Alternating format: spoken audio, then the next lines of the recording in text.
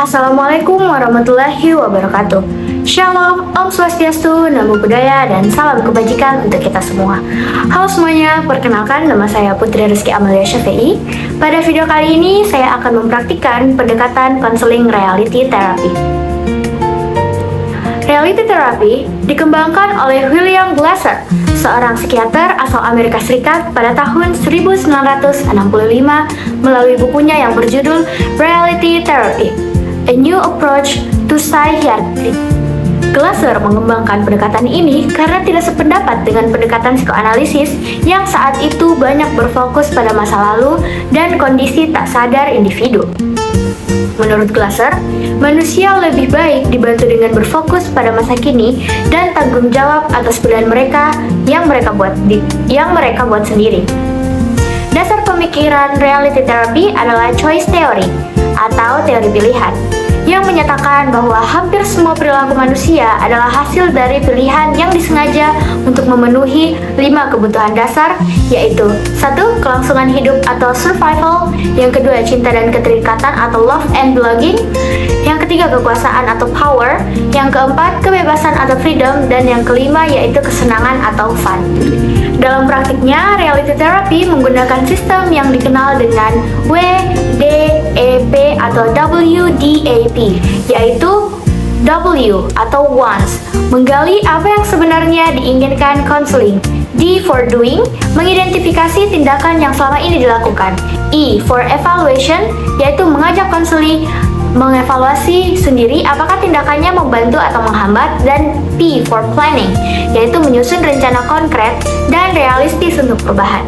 Saya memilih pendekatan ini karena reality therapy sangat menekankan tanggung jawab pribadi dan berorientasi pada solusi yang praktis, sehingga cocok digunakan untuk permasalahan perilaku sehari-hari dan dapat dievaluasi secara langsung. Salah satunya adalah masalah pengelolaan keuangan pada mahasiswa perantauan yang akan saya jelaskan. Konseli dalam roleplay ini bernama Marwa, seorang mahasiswi semester 4 yang tinggal jauh dari orang tua di daerah kos daerah perkotaan. Setiap bulan Marwa menerima kiriman uang dari orang tuanya untuk memenuhi kebutuhan sehari-hari selama kuliah. Namun, sejak beberapa bulan terakhir Marwa selalu mengalami kondisi kebiasaan uang sebelum akhir bulan. Pola yang terjadi biasanya berulang. Dari awal bulan, ia cenderung berbelanja secara impulsif, seperti membeli barang yang sudah lama diincar, jajan makanan secara online, membeli skincare, atau menghabiskan uang untuk nongkrong bersama temannya. Ia juga tidak memiliki kebiasaan mencatat pengeluaran, sehingga tidak menyadari seberapa besar uang yang telah ia gunakan, hingga akhirnya kesulitan memenuhi kebutuhan pokok seperti makan dan biaya kos di akhir bulan. Jika ditinjau dari choice theory, perilaku belanja impulsif Marwa ini dapat dipahami sebagai upaya untuk memenuhi kebutuhan dasar akan kesenangan atau fun dan kekuasaan atau pencapaian atau biasa disebut power. Misalnya rasa puas saat berhasil membeli barang yang diinginkan, namun pilihan tersebut ternyata bertentangan dengan kebutuhannya yang lain, yaitu rasa aman dan bertahan hidup atau survival, karena ia justru kesulitan memenuhi kebutuhan pokok di akhir bulan. Marwa sendiri juga sebenarnya memiliki keinginan yang jelas untuk menabung dan hidup lebih hemat, namun ia belum memiliki strategi atau kebiasaan yang mendukung tercapainya keinginan tersebut. Inilah yang menjadi fokus dalam proses konseling menggunakan pendekatan reality therapy. Selamat menonton. Halo Kak Marwa, Assalamualaikum. Halo Kak, Waalaikumsalam. Oke, tadi kemari dengan siapa Kak Marwa kalau boleh tahu? Sendiri Kak, Oh, naik apa? naik motor. Sebelum kemari kakak sudah sarapan apa belum? Sudah Kak. Alhamdulillah. Oke Kak Marwa, seperti yang kita sepakati pada pertemuan sebelumnya, bagaimana kalau kita berdoa dulu untuk pertemuan pada hari ini, supaya pertemuan pada hari ini apa yang kita bicarakan berjalan dengan lancar dan bermanfaat untuk Kak Marwa dan untuk kita berdua. Kak Marwa ingin memimpin doa atau saya saja? Berkesan. Oke, baik. Bismillahirrahmanirrahim. Semoga pada pertemuan hari kita pada hari ini diberikan kelancaran dan apa yang kita bicarakan akan membawa kebaikan dan keberkahan untuk kita semua, terutama untuk Kak Marwa. Amin. Amin. Oke Kak Marwa, sebelumnya terima kasih ya karena sudah mau meluangkan waktu untuk bertemu dengan saya di ruangan konseling pada hari ini. Oke, bagaimana Kak Marwa, hari-hari kemarin apakah berjalan dengan lancar? Alhamdulillah baik Kak, cuma belakangan ini banyak pikiran. Oh, banyak yang dipikirkan. Oke. Sebelum kita bicarakan itu lebih dalam dan lebih lanjut, saya ingin memberitahu Kak Marwa bahwa apapun yang kita bicarakan hari ini itu sifatnya aman. Saya akan jaga kerahasiaannya dan kakak bisa ceritakan dengan semua cerita kakak dengan nyaman. Nah, kita sepakati dulu ya, waktu kita akan, sesi konseling kita akan berjalan sekitar 20-30 menit. Bagaimana Kak Marwa, setuju? Siap Kak? Oke. Oke Kak Marwa, tadi Kak Marwa bilang kalau akhir-akhir ini sedang ada yang dipikirkan. Boleh diceritakan tidak? Seperti apa pikiran yang mengganggu kakak pada hari-hari sebelumnya? Boleh Kak, jadi gini ya, itu sering kebiasaan habis uang sebelum akhir bulan. Nah, padahal tiap bulan itu sudah dikirimkan oleh orang tuaku. Oh, seperti itu ya. Boleh diceritakan lebih lanjut Kak Marwa? Biasanya kejadiannya itu seperti apa? Nah, awal bulan itu biasanya aku itu sangat bersemangat belanja, cepat barang-barang atau semua yang saya incar atau jajan online begitu. Nah, atau tidak juga saya biasa nongkrong dengan teman-temanku, tapi begitu masuk minggu ketiga saya mulai terlambatkan buat uang makan. Berarti ini sudah sering kejadian ya Kak? Atau baru kali ini mungkin cuma sekali? Iya, hampir Kak, hampir setiap bulan. Berarti setelah habis diberikan uang jajan dengan orang tua itu langsung habis? Iya, langsung habis. Karena belanja online? Belanja online, Ya. cepat barang, baru nongkrong sama teman. Kalau boleh tahu Kak Marwa, sebenarnya kakak pengennya seperti apa nih soal keuangan kakak? Nah, aku pengen tuh bisa lebih hemat Kak, minimal punya tabungan lah, jadi kalau ada yang kebutuhan mendesak saya punya uang sendiri gitu. Ya, betul-betul. Berarti yang kakak harapkan itu punya kontrol lebih atas pengeluaran kakak, atas keuangan kakak, dan akhirnya bisa menabung juga ya Kak Marwa, betul? Iya Kak, itu yang saya mau. Oke, sekarang coba kita lihat dari sisi lain Kak Marwa. Apa sih yang biasanya Kak Marwa lakukan begitu uang kiriman masuk dari orang tua? Boleh diceritakan? Nah, biasanya itu aku itu langsung belanja duluan atau check out barang yang udah lama saya suka begitu ya. Terus sering jajan online juga, aku juga sering dan saya juga jarang nyatet keuangan yang saya keluarkan gitu. Biasanya barang-barang apa tuh Kak yang di check out Kak Marwa di belanja atau pas belanja online? Kayak baju, sepatu, atau kebutuhan saya yang mau saya beli gitu. Ada tidak kebutuhan yang tiap bulan itu Kak Marwa pasti check out setelah uang kiriman masuk? Iya, kayak skincare, makeup, gitu.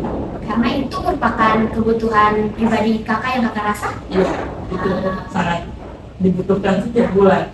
Iya, tapi akhirnya sering kelewat batas juga ya Kak Marwa?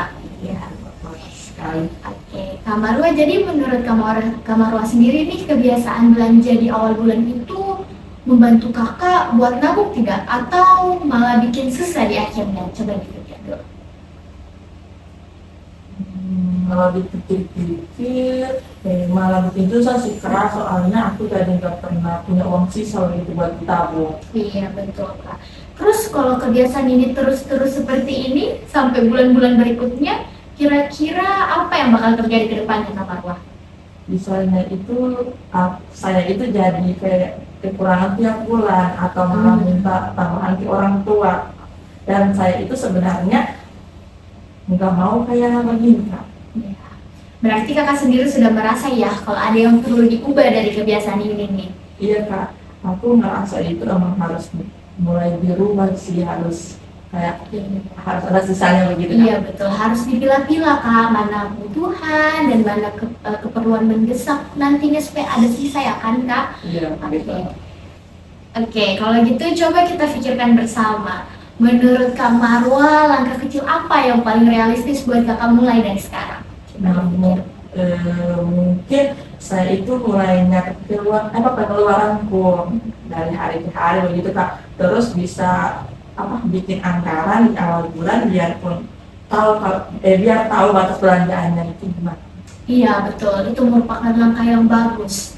Selain itu bagaimana kalau uang kiriman masuk, kita sisihkan dulu nih. Paling pertama tuh kita harus sisihkan dulu untuk kebutuhan pokok, misalnya uang kosnya Kak Marwa, Kamar Marwa kos atau tinggal di kontrakan? Ngekos. Iya betul. Kita sisihkan terutama untuk uang kos dan kedua uang makan kakak. Pokoknya itu hal-hal pokok, bahan dapur dan lain-lain. Nah, sisanya kita bisa tahu kita pakai untuk hal apa. Misalkan kalau memang ada hal yang perlu, misalkan skincare-nya memang sudah sangat habis, kita bisa sisihkan dan kita belikan kepada skincare. Atau kalau memang kita lagi kekurangan baju, bisa beli online gitu ya Kak Marwa ya.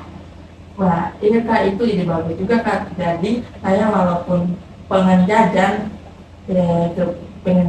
kebutuhan penting, saya itu sudah aman gitu. Iya. Jadi ada 3 hal yang Kak Marwa bisa coba ya. Yang pertama, seperti yang kakak bilang tadi, itu mencatat pengeluaran harian kakak dari hari ke hari, betul? Ya, Yang kedua, membuat anggaran di awal bulan. Dan kita pisahkan uang kebutuhan pokok kakak sebelum kakak jajan-jajan online lagi ya. ya. Menurut kakak, kapan kakak bisa memulai hal ini? Ya, saya akan coba mulai minggu depan kalau sudah dikirimkan uang bulanan itu. Oke, bagus. Saya percaya juga kalau kakak Marwa bisa. Yang penting Kak Marwa sudah niatnya tinggi nih, berarti saya harus percaya kalau kakak bisa.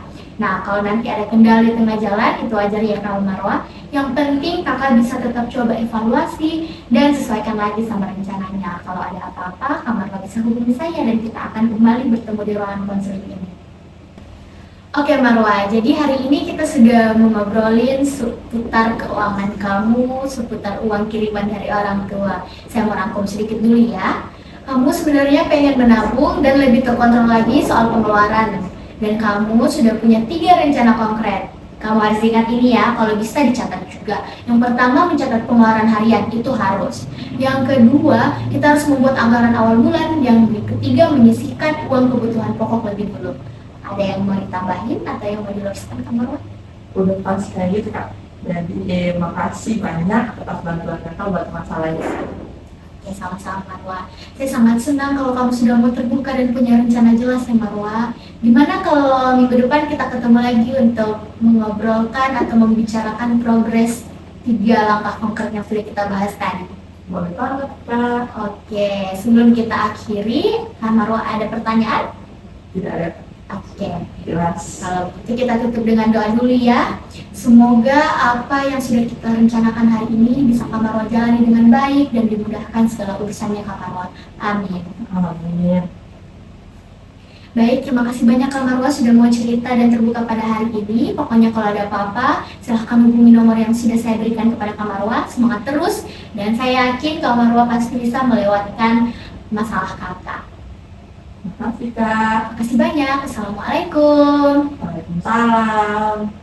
Oke, dari proses konseling yang telah dilakukan dapat disimpulkan bahwa permasalahan yang dialami oleh Marwa bersumber dari adanya kesenjangan antara apa yang ia inginkan atau ingin hemat dan menabung dan apa yang selama ini ia lakukan atau belanja impulsif tanpa perencanaan. Melalui pendekatan reality therapy dengan sistem WDAP, Marwa diajak untuk secara sadar mengenali keinginannya sendiri, meninjau kembali perilakunya, mengevaluasi apakah perilaku tersebut sudah sejalan dengan tujuannya, hingga akhirnya menyusun rencana perubahan yang konkret dan dapat ia jalankan sendiri. Saya memilih teknik ini karena kesesuaiannya dengan karakteristik kasus yang dialami oleh konseling saya. Permasalahan pengelolaan keuangan merupakan persoalan perilaku yang nyata yang dapat diobservasi dan dievaluasi secara langsung, bukan permasalahan yang berakar dari masa lalu ataupun trauma psikologis mendalam. Hal ini sejalan dengan prinsip dasar reality therapy yang menekankan fokus pada masa kini serta tanggung jawab individu atas pilihannya sendiri. Sebagai calon konselor, saya belajar bahwa dalam reality therapy, konselor berperan sebagai fasilitator yang membimbing, bukan menghakimi, dan memberikan solusi secara sepihak. Konselor bertugas mengarahkan konseli untuk menyadari sendiri konsekuensi dari pilihannya atau atas pilihannya sendiri, sehingga perubahan yang terjadi benar-benar berasal dari kesadaran dan tanggung jawab konseli itu sendiri, bukan sekedar mengikuti instruksi dari luar. Pengalaman ini memberikan pemahaman yang lebih mendalam mengenai bagaimana pendekatan yang berorientasi pada solusi praktis dapat diterapkan secara nyata dalam membantu individu menghadapi permasalahan sehari-hari.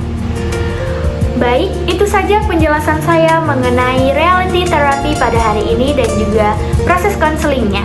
Saya ucapkan terima kasih, mohon maaf apabila ada kesalahan kata. Wassalamualaikum warahmatullahi wabarakatuh.